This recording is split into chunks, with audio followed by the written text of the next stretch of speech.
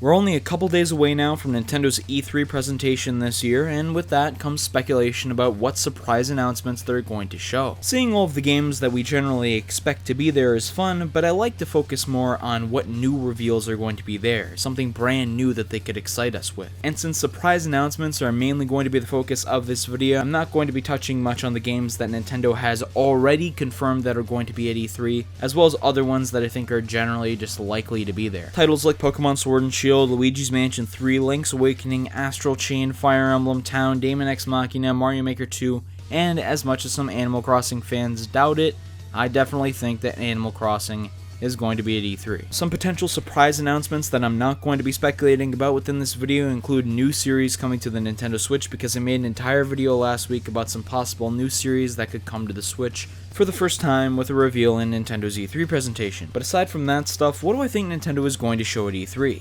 Well, let's get started.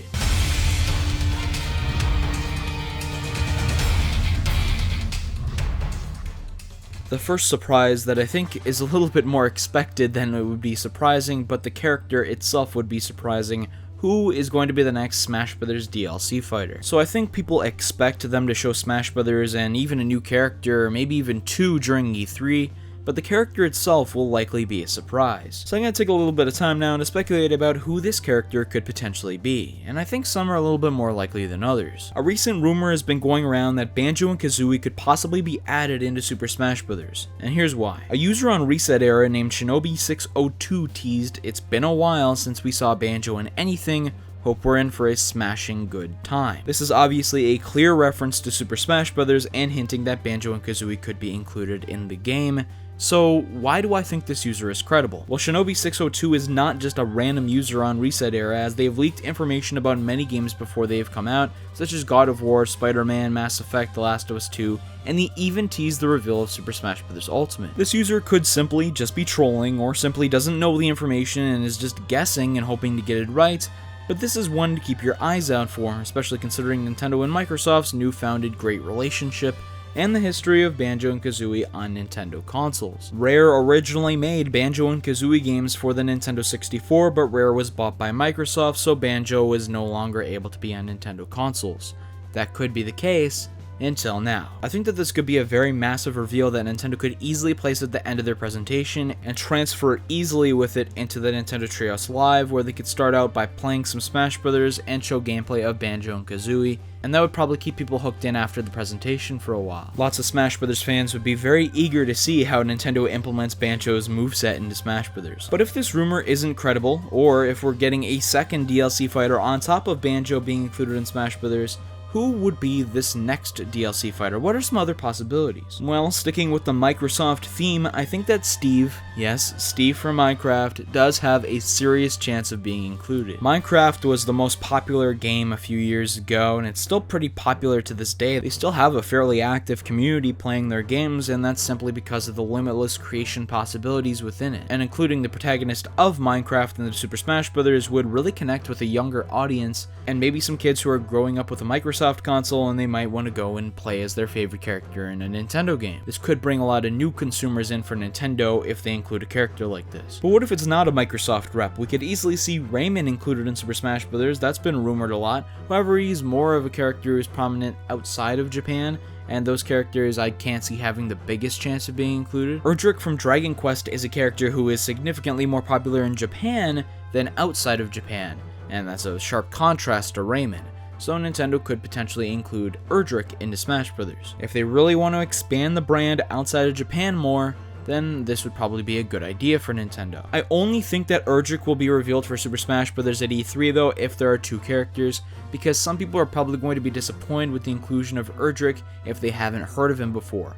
So if you include him alongside another character who's probably more popular with an English-speaking audience, then they would be more happy about it. Let's transition away from Super Smash Bros. Here and talk about another potential surprise that could be during Nintendo's E3 presentation. And this potential surprise involves SNES games being added into the Nintendo Switch Online service, and potentially even games beyond SNES. So Nintendo fans have been pretty vocal about how they don't like the NES games being included as the only real incentive for the Switch Online service. Yeah, there are small other things like cloud saves and the odd discount here and there, but Nintendo fans really miss Virtual Console, and they feel that this is a replacement to Virtual Console, so until they get the system that they were used to back, they're probably going to be disliking Switch Online. And I also believe that a lot of hate towards the NES games comes from the fact that many people wouldn't have bought them on Virtual Console in the first place, and now they feel as if they're paying for these games that they don't want. Nintendo has a solution to this problem available to them, it's just whether or not they're willing to do it. And this is adding games from other consoles onto the Switch Online service. There's so many amazing games that were on the SNES that they could implement onto the Switch Online service, and it'd probably increase fan enjoyment for the service a lot. However, I have a feeling that Nintendo would probably want to do a tiered system for payments, where if you just pay the base amount of money for Switch Online, you'll get the NES games included, and then if you go to a higher tier, you'll get SNES, and then maybe if they add N64 games, or go beyond there for example, they'll have another higher tier. This could definitely be a strategy for how they get more money out of the consumers. I'm not sure if they'll actually do that. I think it would just be a nice gesture if they add more games to the existing service to make it more worthwhile. People would be extremely happy to pay the fee for the Switch Online service for a year if they get SNES and N64 games included. GameCube would definitely be the biggest thing that people are looking for right now. Now, transitioning to the next potential surprise that could be in Nintendo's E3 presentation involves titles that probably will not release this year. Nintendo typically likes to show games that are coming out in the year of their E3 presentation, but they always say that they're just going to focus on that year, and they end up always revealing games from next year anyway. I believe that this is just a strategy that Nintendo uses to make you more shocked and excited about the announcements for games next year, and they try to make you go in with expectations that they won't be there. But it's gotten to the point now where they have to show something from next year because we've gotten so used to them actually doing it, even though they say they're not going to. One title for next year that I think they could potentially show here is Bayonetta 3. This game was announced last year, but we still haven't heard anything about it from the teaser trailer, and I'd be very surprised if they wanted to release it this year. It is in the realm of possibility, I guess, that it could release this year, but I think Nintendo would want to do a regular gameplay trailer first, and then do a more in-depth trailer with the release date,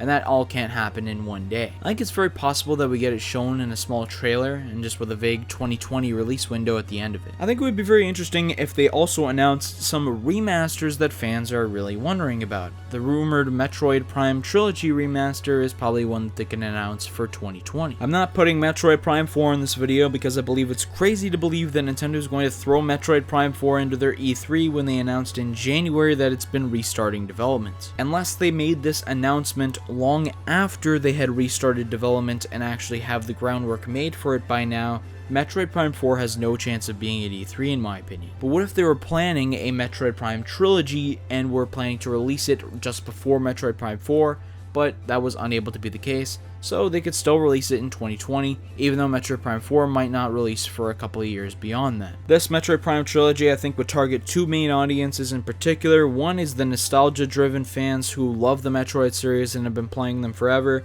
and would just love to see them remastered on a modern console. But the second audience I think is a little more important for this Metroid Prime Trilogy, and this is the new fans who haven't gotten to experience a 3D Metroid yet. These are newer Nintendo fans, the Switch may be their first console, or maybe they started with the Wii U and still haven't gotten to play a 3D Metroid game. The series was relatively dormant for a few years without any new games being announced for it, and that's why there was so much excitement behind the announcement of Metroid Prime 4, because fans of the series were finally getting a new title that they could be excited about. But this long time period without a new Metroid Prime game being released means that many fans haven't experienced it yet, so by putting a trilogy on the Switch, this gives new fans the opportunity to play a Metroid Prime game for the first time. I'm very excited at the prospect of this rumor, and even if there wasn't a rumor about this going around, I think it could be relatively likely to assume that a Metroid Prime Trilogy would be releasing anyway. The final idea that I'm going to share within this video for a potential 2020 bombshell that Nintendo drops in their E3 presentation is a new 3D Mario. I think we could get a teaser trailer for one near the end of their E3 presentation if they want to end it with a bang. They could always end it with a Super Smash Bros. Fighter reveal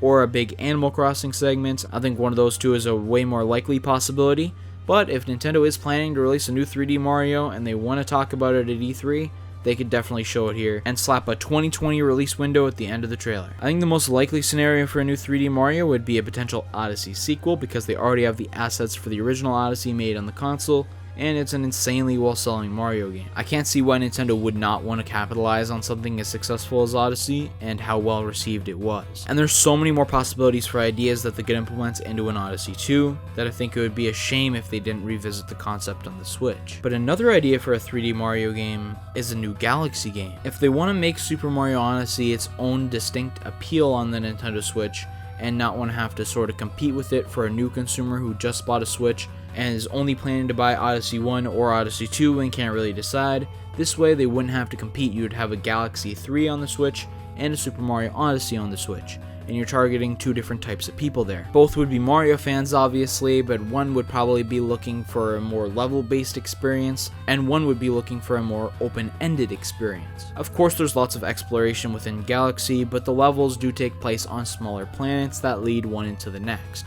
So it's a slightly different type of game than Super Mario Odyssey. I love the Galaxy games though, they're so much fun and I would love to experience it on the Switch again in glorious HD. And if Nintendo were to announce a Galaxy 3, then we could also get a remaster of the original 1 and 2 on the Switch, again for the same reasons as Metroid Prime Trilogy, to get people who have never played a Galaxy game before excited for the release of the new one. I think that last idea could be pretty far-fetched though, so don't go into E3 expecting a new 3D Mario. Go into E3 expecting the games that I mentioned at the beginning of this video because they're very likely to show up, and maybe a new series will show up as well. As I mentioned earlier, I made a video last week about what potential new series Nintendo could drop for the Switch during E3. And if you enjoyed this one, I recommend checking out that one as well. Thank you so much for watching. Remember to subscribe if you're new to the channel, and I'll see you next time.